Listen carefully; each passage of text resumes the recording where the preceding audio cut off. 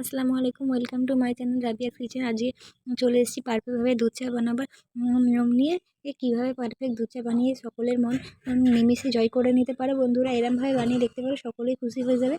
দেখতে পেলে প্রথমে আমি গ্যাসে দুধ বসিয়ে দিয়েছিলাম, বসিয়ে একটি তেজপাতাকে 2 টুকরি করে দুধে দিয়ে ফুটিয়ে নিয়েছি। ফুটিয়ে নেওয়ার পর ভালো করে 1 চামচ চা পাতা দিয়ে বন্ধুরা এটাকে ভালো করে ফুটতে দেবো। দেখতেই পাচ্ছ আমার চাটি ভালো করে ফুটছে চা পাতার সাথে ভালো করে 2-3 মিনিট ফুটিয়ে নেবো। 2-3 মিনিট ফুটিয়ে নেওয়ার পর দেখতেই পাচ্ছ বন্ধুরা, আমি এতে 1 চামচ চিনি দেবো।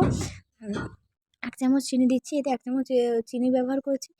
না চিনি প্রচুর মিষ্টি হবে, না কম হবে। এতে ভালোই মোটামুটি মিষ্টি হবে, যা মানুষ খেয়ে প্রশংসা করবে।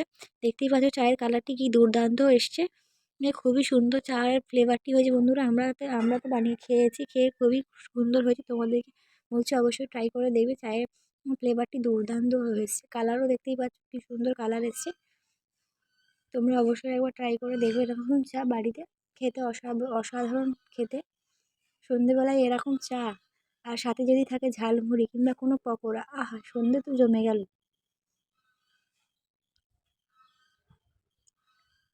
দেখতেই পাচ্ছ বন্ধুরা, আমার চা রেডি। চলো খাওয়া যাক।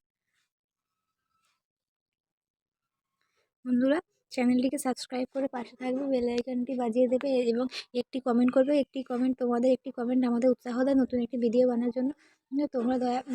তোমরা এই চ্যানেলটিকে সাবস্ক্রাইব করে পাশে থাকবে নিত্য নতুন ভিডিও পাওয়ার জন্য।